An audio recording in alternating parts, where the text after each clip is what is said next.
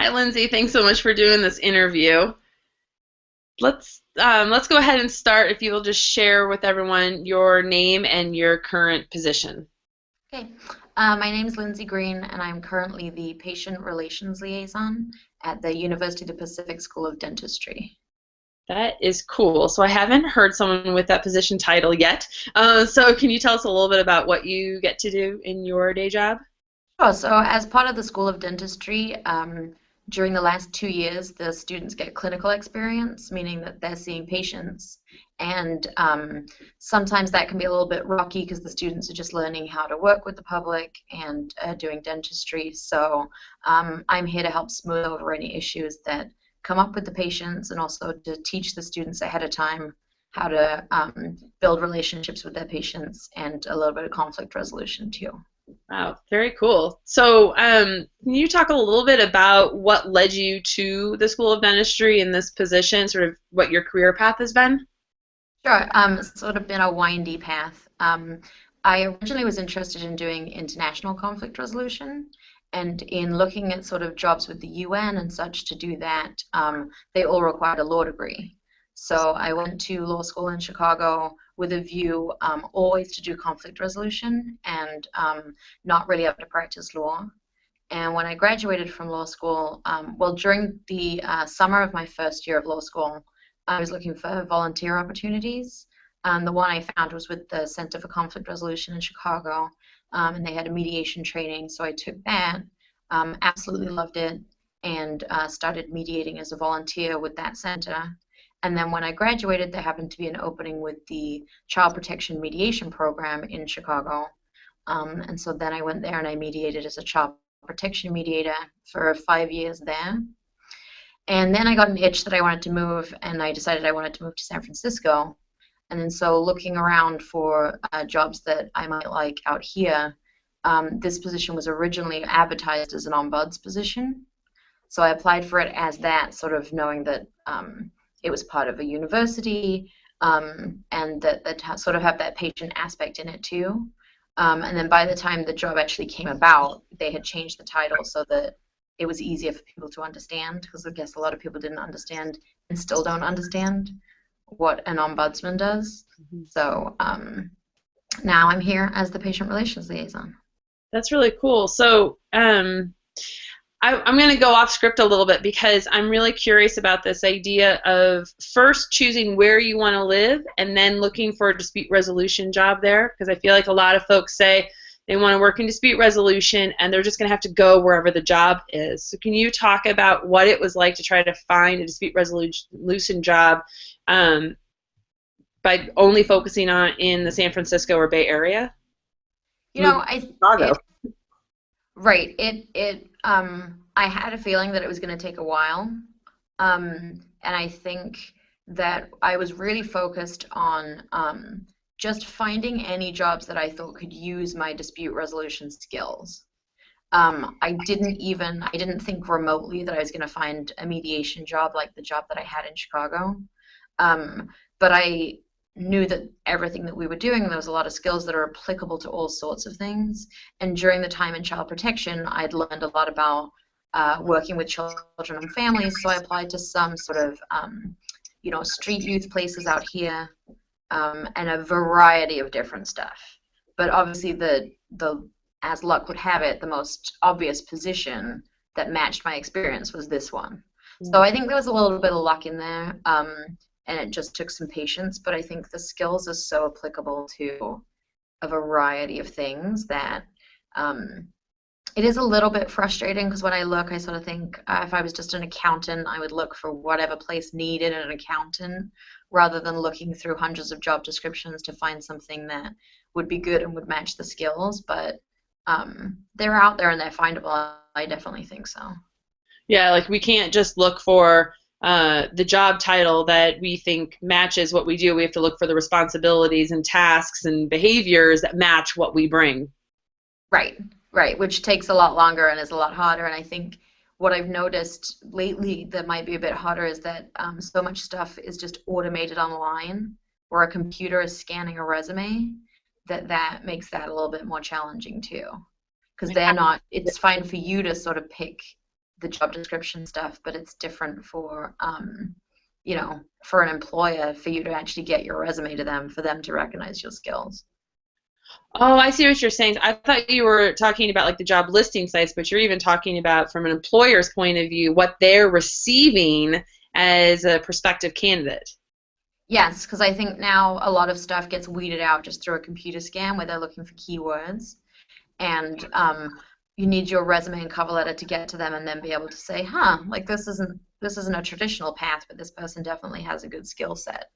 Yeah, interesting, interesting. So I want to talk a little bit about what advice you would give to others, but I want to start by talking about what advice you received when you were pursuing this career in dispute resolution. So what did folks think of when, let's say, when you wanted to go to law school to get to focus on international dispute resolution?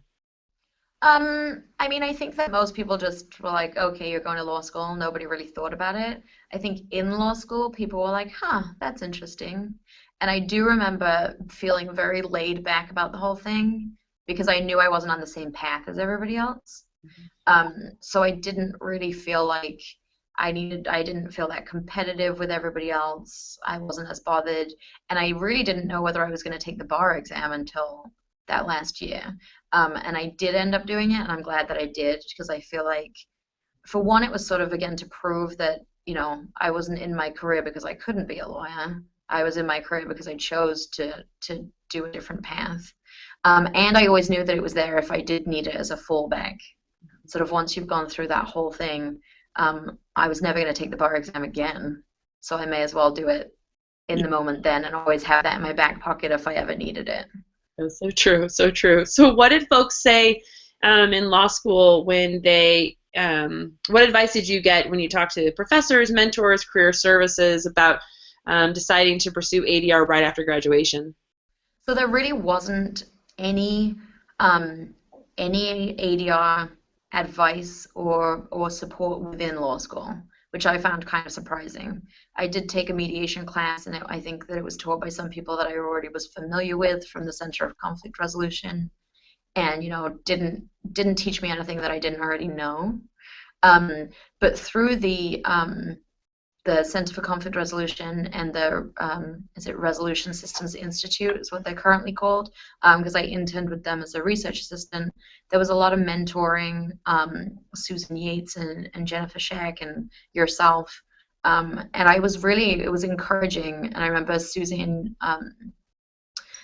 saying there's not a plethora of mediation jobs, but there's always room for people that really want to do it and people that are good at it. And that was very reassuring. Yeah, no, that's wonderful. So since you have successfully been able to do this, right after graduation, getting full-time employment, child protection court, doing those mediations, and now out in San Francisco as an ombuds or patient relations, what advice would you give others? I think the one thing that I struggle with is whether law school is really necessary, because obviously that lends itself to a big financial burden, and there was plenty of mediators at child protection that were not lawyers.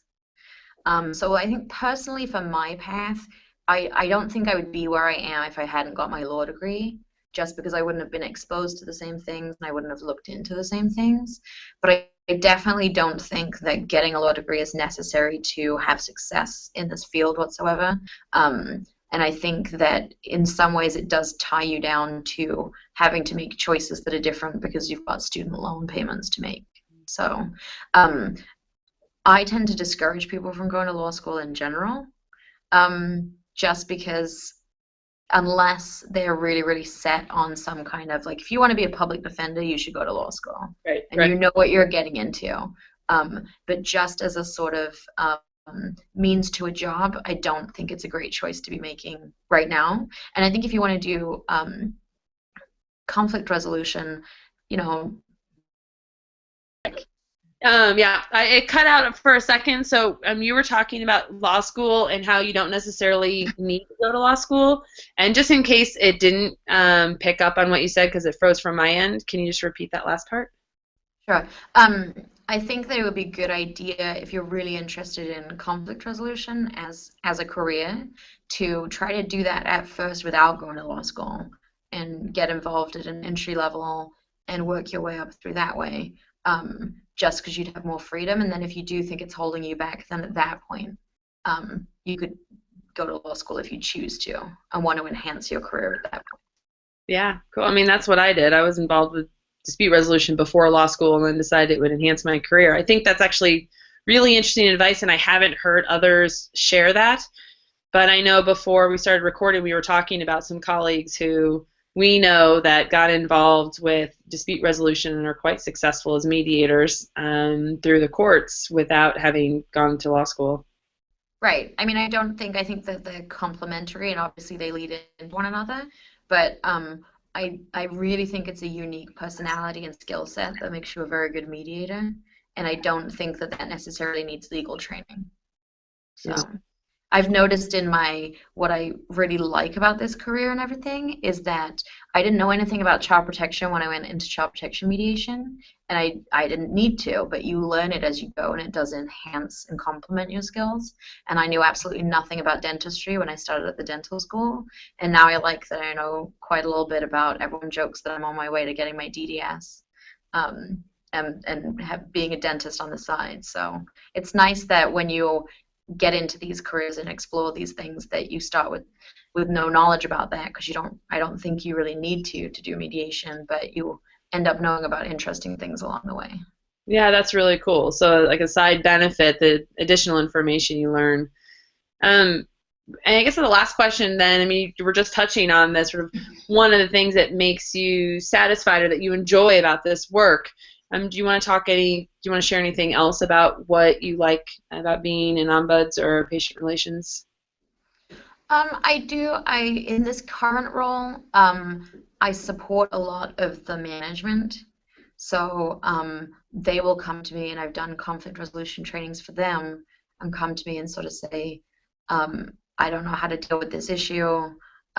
What should I do? And they are very appreciative, and that's sort of where the reward is in this role.